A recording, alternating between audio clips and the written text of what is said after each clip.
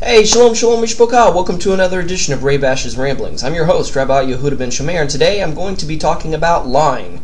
If anybody's ever seen the medical mystery drama House, you'll know that one of the phrases you'll often hear about every other show is Dr. Gregory House telling his staff that everybody lies. Usually they discover that the patient is lying to cover up some sort of shameful past or something they don't want one of their significant others or loved ones to hear. And so he's of the philosophy that everybody lies. And if anybody's ever watched Star Trek, you'll know that the Vulcans, which the most famous Vulcan of all is Spock, played by Leonard Nimoy, who is Jewish, where the live long and prosper Vulcan salute is actually from Judaism. It is the sign of the Sheen, which is the Almighty, and it's the Hebrew letter for Sheen, and it's usually used during the Aaronic blessing. But he's taken a lot of his philosophy from Judaism and placed it within the Vulcan culture, though fictitious it is.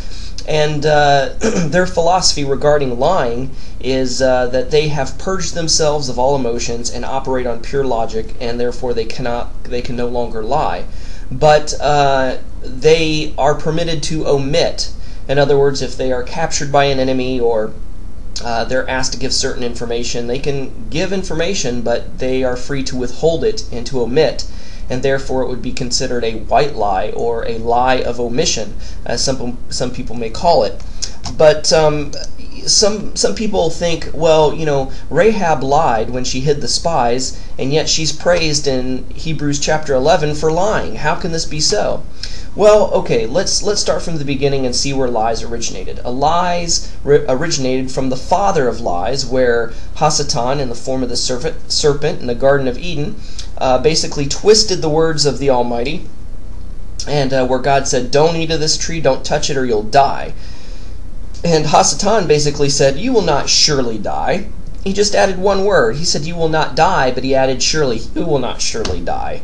Then he also caused Eve to doubt Hashem's motives for not touching the tree. He said, oh, God knows that if you touch this tree, you're going to know good and evil just like him. That's why when he wants to lord over you, that's why he doesn't want you to touch the tree.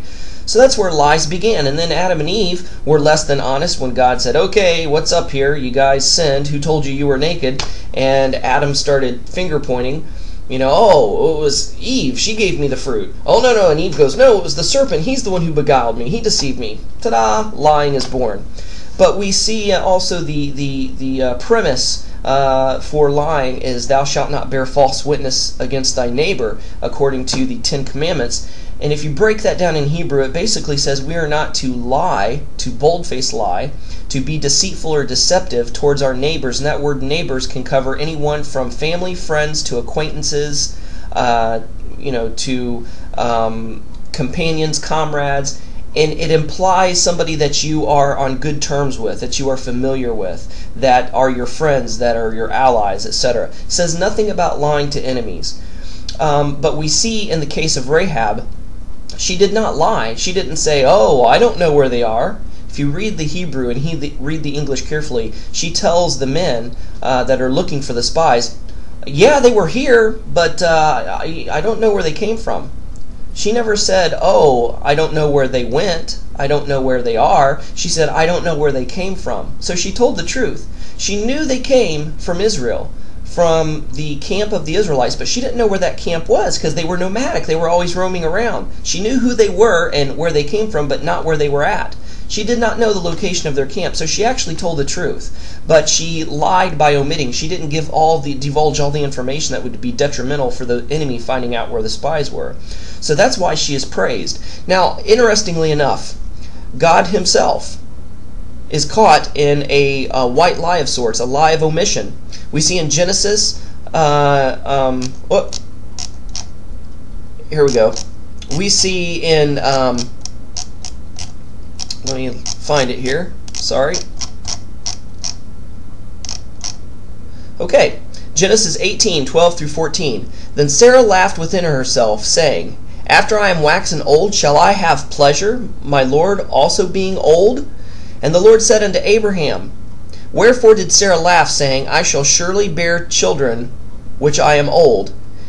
Is anything too hard for the Lord? At the time appointed I will return unto thee according to the time of life, and Sarah shall have a son. Now let me just read to you what I wrote so I can be very specific. Yud-He-Vav-He, speaking to Abraham about Sarah's words to him, he edits out Sarah's potentially hurtful and derogatory statement about Abraham's old age, which implies impotency, and attributes Sarah's words regarding old age and infertility to herself instead. So, this is what it says on Chabad.org regarding this passage. One may change the truth for reasons of peace. We derive from this form of conversation between God and Sarah and Abraham in Genesis. Sarah said to herself, after I've withered, when will I give smooth skin, and my husband is old? When God repeated her comments to Abraham, he said that Sarah had said, how can I give birth when I am old?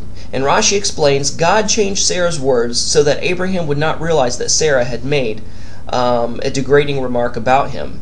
So, Judaism teaches that we can lie by omission, or that we can lie for the sake of peace. According to Jewish tradition, it's said that Aaron, who's known as a peacemaker, would settle disputes between people in Israel. He would go to one party and say, the guys that you're fighting with, the people that you're, got bad blood, well, they're willing to make peace. They're really sorry, and they're willing to make peace. When, in fact, he never talked to them, and they never felt that way. But when he said that, the people started getting a soft heart. Well, if they're ready to make peace, I guess I'm ready to make peace. Then he would go to the other party and say, hey, the party you're fighting with, they said they're willing to reconcile things. So when he brings them to the table, they're both soft-hearted. They both think that each other want to make peace, and they're able to reconcile things.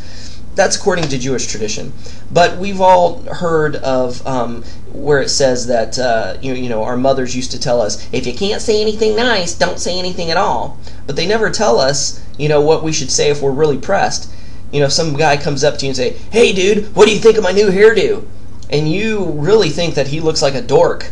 But you know that it's disrespectful and hurtful to say something like that, and you think, well, I'm not going to say anything at all because that's what my mother said. But he said, well, what do you think? Come on, tell me. So you're forced to say something. So you have one of two options. You can either bold-faced lie, oh yeah, that's a really great haircut, bud, or you can tell a white lie. You can lie by omission. You can deflect and say, well, it's not my cup of tea, but it works for you. Or you can say, well, it's not the haircut I would have chosen, but hey, if you like it, that's great, man. Or you can say something to that effect where you're deflecting. You're not giving your truthful opinion because you don't want to hurt. You want to keep the peace. But at the same time, you're omitting. You're keeping that information. So it could kind of be considered a white lie. And so also, in times of war, in times of where there's an enemy, if it wasn't for people lying, righteous, holy, good people lying in wartime situations, there may be no Jews left in the world.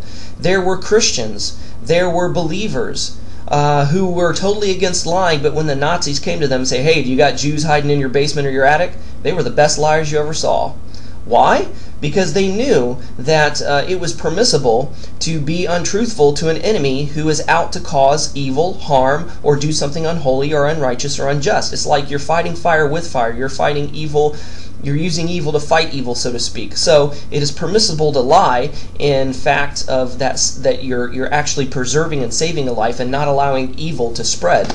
There is a Jewish philosophy regarding the 613 commandments, life over law. Life trumps the law. You are permitted to suspend certain Torah commands for the sake of preserving life. For instance, we all know, according to the Torah, that it's not right to eat unkosher, unclean things, but if it's a life or death situation, if it's able to suspend to help somebody to live, it's permissible in a life or death situation for somebody to eat unkosher until they get out of that life or death situation, and then they can go back to eating kosher again. Like somebody stranded on a desert island, somebody's sick and they don't have the proper food or whatever.